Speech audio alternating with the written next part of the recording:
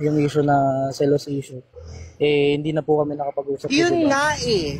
Ang sabi ko sa'yo, itigil mo na yan. Hanggang doon lang, ang dami mo ng mga ginawang mga hindi na makontrol.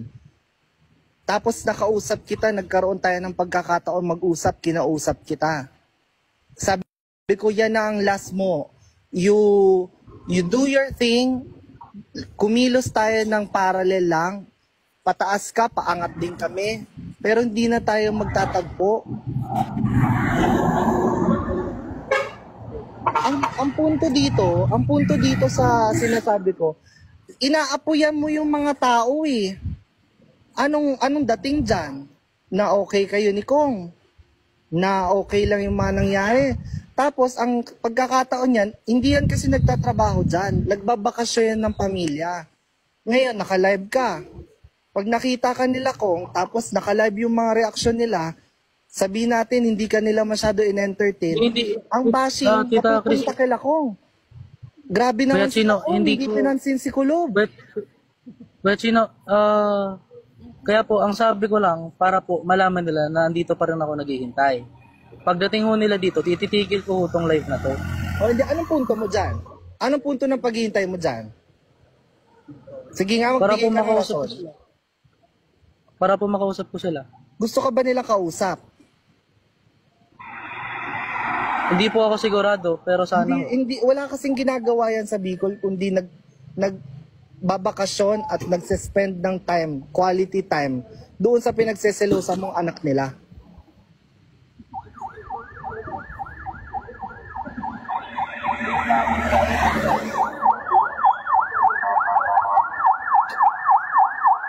O tapos ang dating dyan, matapos tong live, hindi ka nagkita, maawa ang mga tao sa'yo. Minimental mo yung mga tao eh.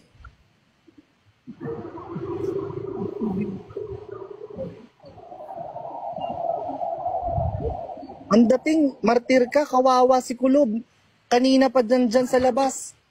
Hindi makita si Kong. Nahamugan na. Yung Kulob naging hamog.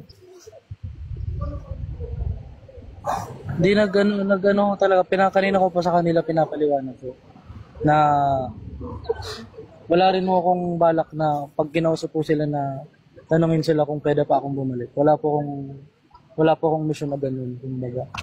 Wala po akong gustong ganun na mangyari.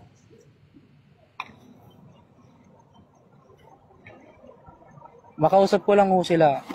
Wala na na pong gagawin na post. Ako, nagsasabi ako sa'yo, hindi ako nagpapaalam sa kanila, pero ako na ang nagde-designate sa sarili ko na maging representative nila. Ang sinasabi ko sa'yo, walang team payaman ang magsasabi sa'yo nito. Gusto mo ng live, liser mo ng kita ng live.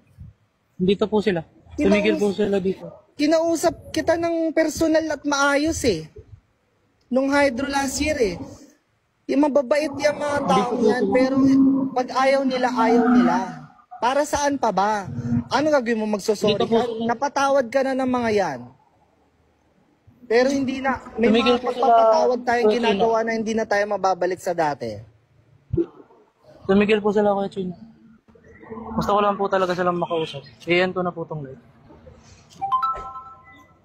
Yan lang po. After po nito, wala na po kayo ibang gawin. Ikaw bahala. Dahil ako, sinasabi ko, ang taong talagang hayok sa kasikatan, hindi talaga titigil yan.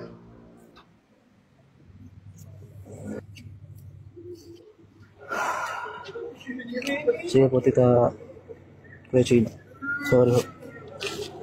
Pero andito na ako sila.